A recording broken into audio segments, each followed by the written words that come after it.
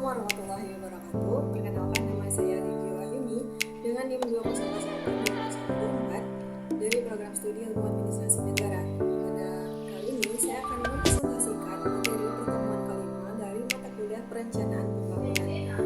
Nah, untuk pembahasan kita pada kali ini itu ada dua poin pembahasan. Yang pertama itu ada dimensi kunci dalam perencanaan pembangunan yang meliputi dimensi ekonomi dan dimensi non-ekonomi. Sedangkan yang kedua itu ada lembaga-lembaga perencanaan pembangunan di Indonesia.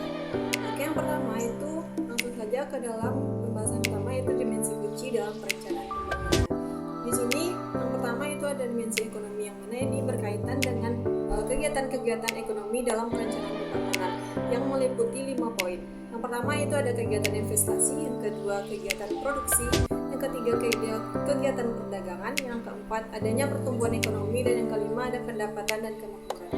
Kemudian yang kedua itu ada dimensi non ekonomi, di mana dimensi ini adalah dimensi yang berada di luar dalam dimensi ekonomi. Di sini ada 4 poin. Yang pertama itu adanya dimensi sosial seperti pendidikan, kesehatan.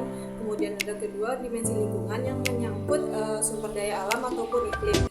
Nah, selanjutnya itu ada dimensi non ekonomi juga meliputi budaya, di mana warisan dari leluhur juga dan kebiasaan suatu masyarakat itu juga mempengaruhi dari perencanaan pembangunan nasional itu sendiri. Dan yang keempat itu tentu adanya kegiatan politik yang mempengaruhi dari kegiatan perencanaan pembangunan.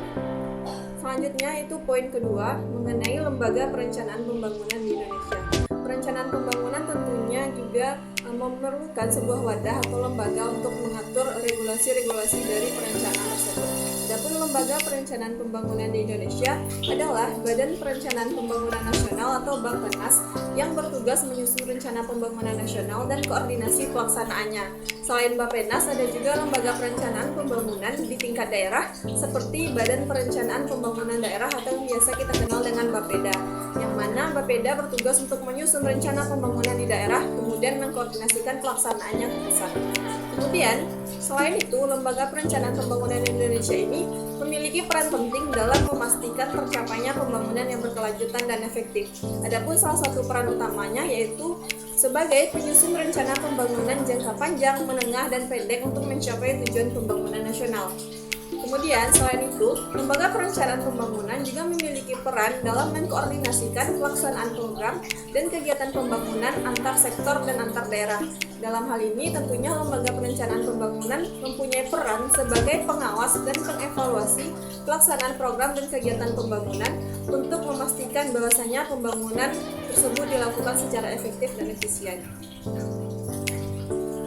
Oke, baiklah, sekian presentasi dari saya mengenai materi pertemuan kelima hari ini, yaitu mengenai dimensi-dimensi dalam perencanaan pembangunan serta lembaga perencanaan pembangunan di Indonesia. Demikian yang dapat saya sampaikan. Mohon maaf atas segala kesalahan dan kekurangan. Assalamualaikum warahmatullahi wabarakatuh.